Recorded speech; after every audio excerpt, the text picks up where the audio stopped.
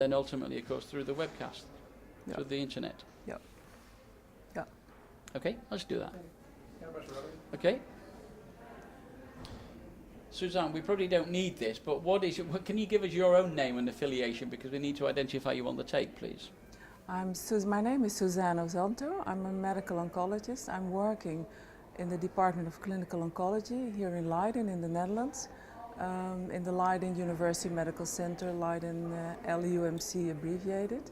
And I'm also chairing an international group with the focus on uro-oncology. So the name of the group is the European Uro-Oncology Group.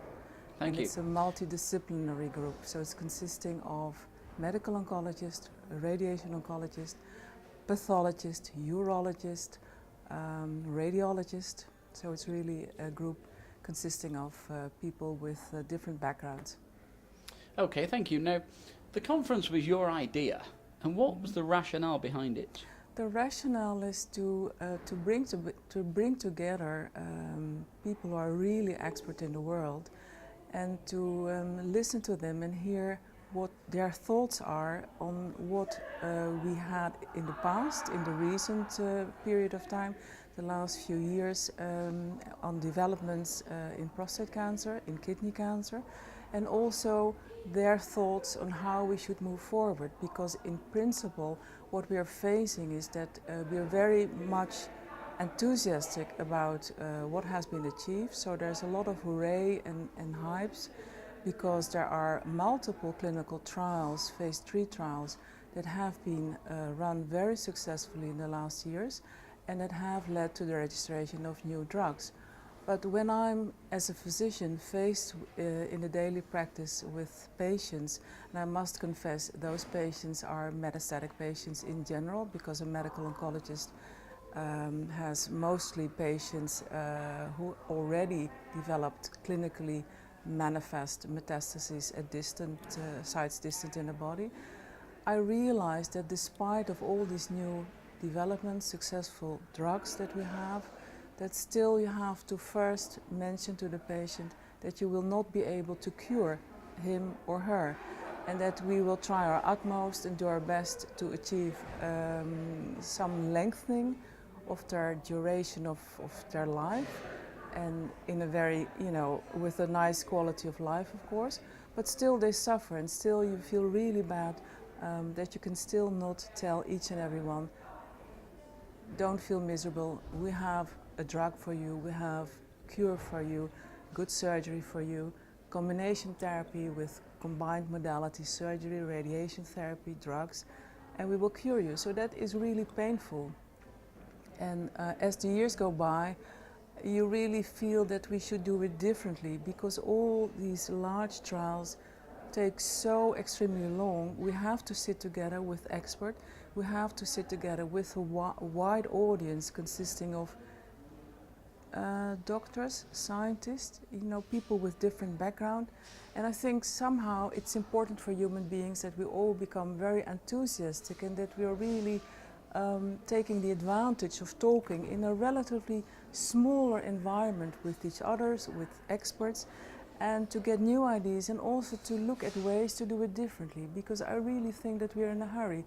It's not acceptable anymore that diseases like infectious diseases, there are new problems, of course, but a lot of very serious illnesses have been cured. Cardiovascular disease, no problem. You really have to do your best to try to die of myocardial infarction. It's totally different for cancer.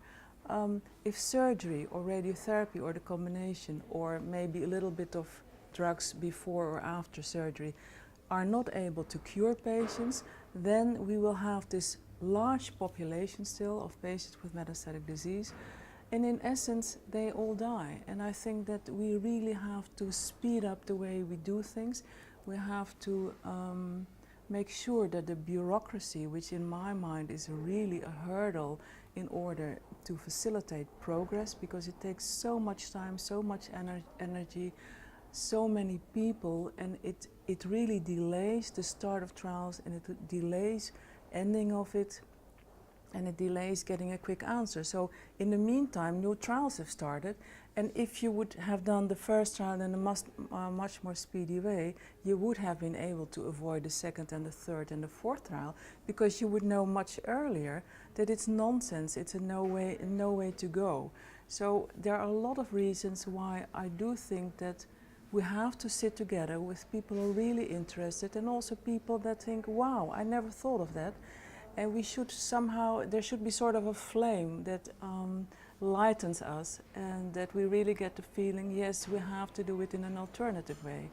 And that's the major reason. So the international group, this European group, I think we have to collaborate with people from the US, people from maybe from Africa even, in time people from the Far East.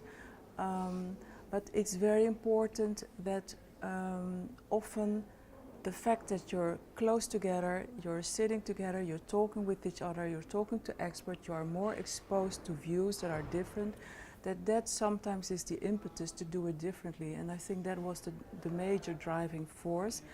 And from what I heard from both the audience, mixed audience, as well as from the expert who came from all over the world to give their talks, everybody was really enthusiastic. And for instance, we had a talk yesterday from a basic researcher, a scientist, who was able to really give his ideas in a very simple way, but he made everybody so enthusiastic. And it's really an example of how nice you can get this cross pollution, and how this crosstalk, how important it is to all of a sudden think, okay, this is a way to go. And that's important, because it's, as a physician, I think it's really horrible each and every day that you're facing patients whom you will not survive long enough to get the proper treatment they need. And do you think, just briefly, that the conference has achieved those aims? I do think that the talks were just excellent. They were superb. They were fantastic. So I think that was top.